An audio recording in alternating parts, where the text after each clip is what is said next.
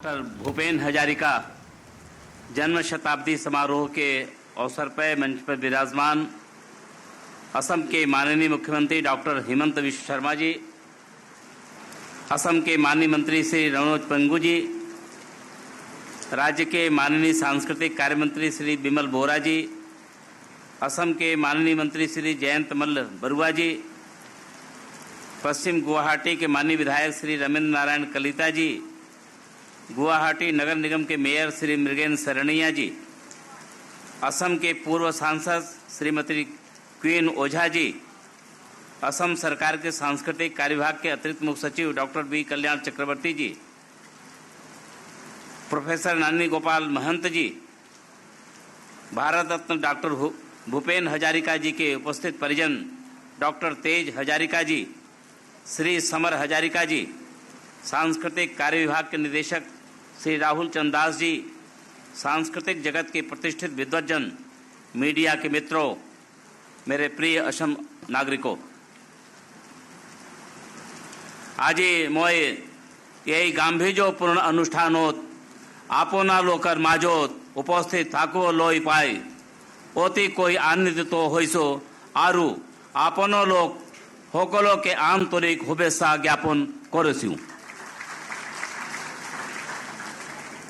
आज मैं सर्वप्रथम असम की जनता के हृदय स्पंदन सुधाकंठ भारत रत्न डॉक्टर भूपेन हजारिका जी की 100वीं जयंती के इस अवसर पर आप सबको याद करते हुए आप सबकी ओर से, अपनी ओर से डॉक्टर भूपेन हजारिका जी को सादर नमन करता हूं और अपनी श्रद्धांजलि देता हूं।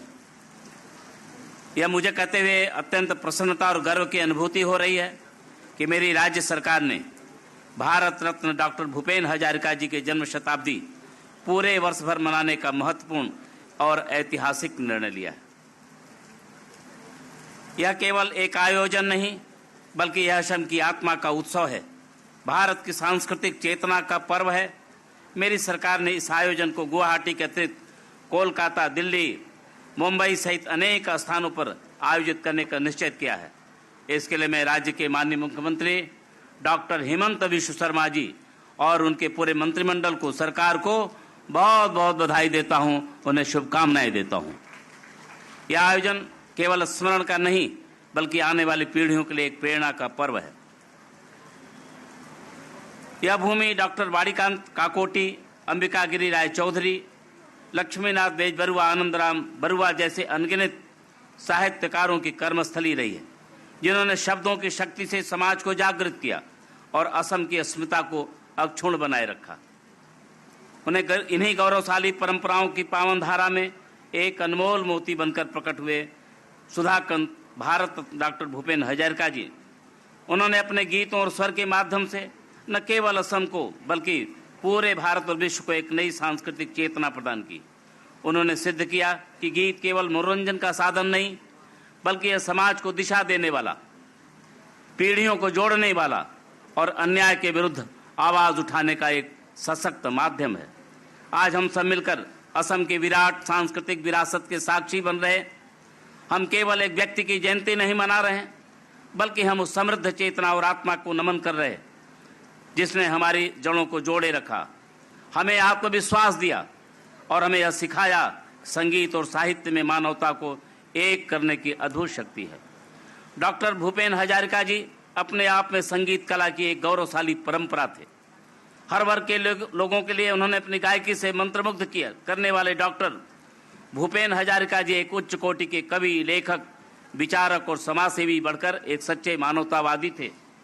उनका जीवन संदेश था। संगीत और साहित्य समाज परिवर्तन के प्रभावशाली उपकरण हैं।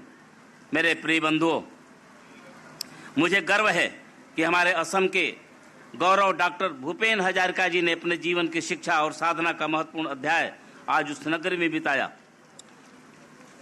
जहां के सांसद देश के माननीय प्रधानमंत्री श्री नरेंद्र मोदी जी है। और आज मैंने एक लेख पढ़ा, डॉक्टर माननीय प्रधानमंत्री श्री नरेंद्र मोदी जी ने लिखा है, मैं अपने को भाग्यशाली मानता हूं, मैं उस क्षेत्र से सांसद हूं जहां के विश्वविद्यालय से भारत रत्न डॉक्टर भूपेन हजारिका जी ने शिक्षा प्राप्त करी। आदरणीय प्रधानमंत्री जी ने इस पर प्रसन्न था। व्यक्ति के जीवन की सार्थकता इसी में सिद्ध होती है। हम उनके घर में जन्म लिए, मुझे गौरव होता है। हम उनके परिवार में जन्म लिए, गौरव होता है। हम उनके राज्य में जन्म लिए, हमें गौरव होता है। और हम उनके देश में जन्म लिए, उन्हें गौरव होता है।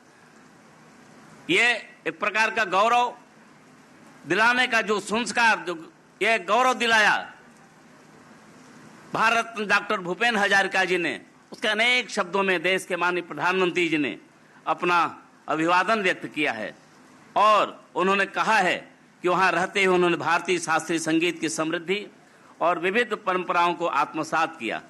उस समय बीएचयू का वातावरण, वहां के आचार्यों का मार्गदर्शन और काशी की सांगीतिक धारा ने उनके अंतर मन को स्पर्श किया।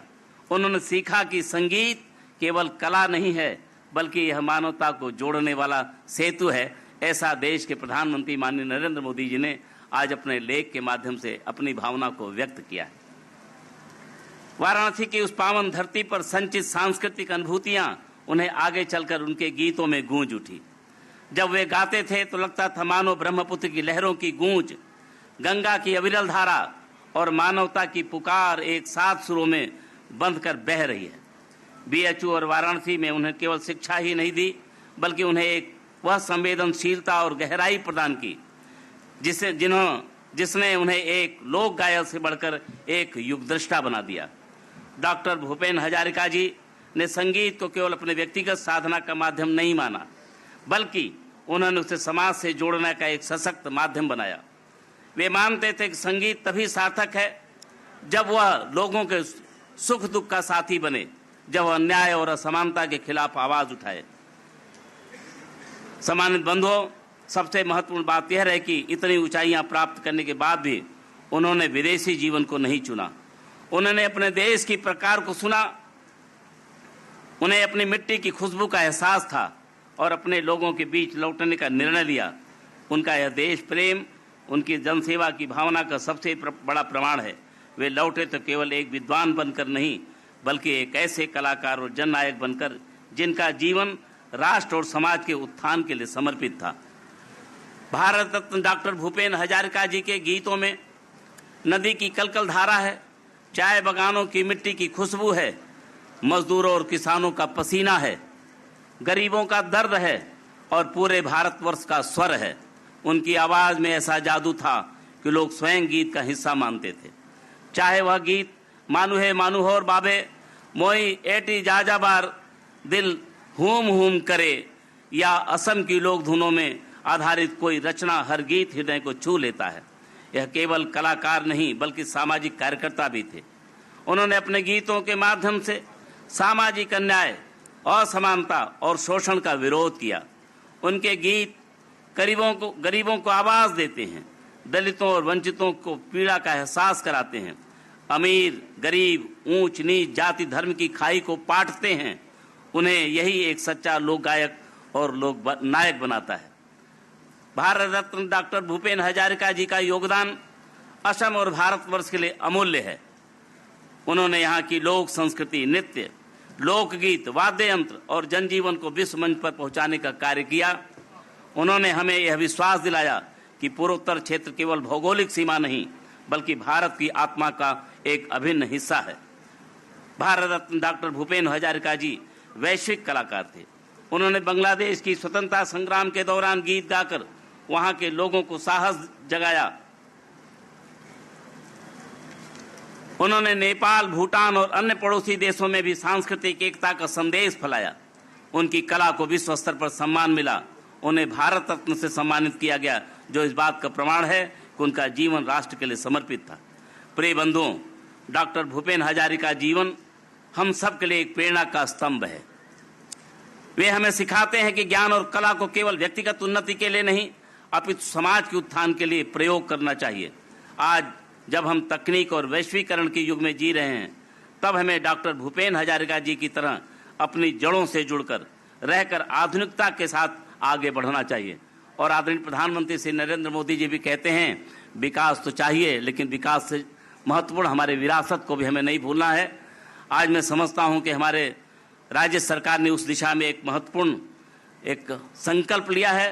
मैं अपने मुख्यमंत्री जी को भी बहुत इस बात के लिए बधाई देता हूं, जिन्होंने पूरे जो मैंने अपने बात में कहा कि उन्होंने समाज के लिए जिया, हमारे संस्कृति के लिए जिया, इस भारत के मूल्यों को जिया, और जहां उन्होंने जीवन का कोई हिस्सा उनका बीता, जहां उन्होंने अपना अवसान किया, उस स्थान को भी एक समन्वय तीर्थ घोषित करके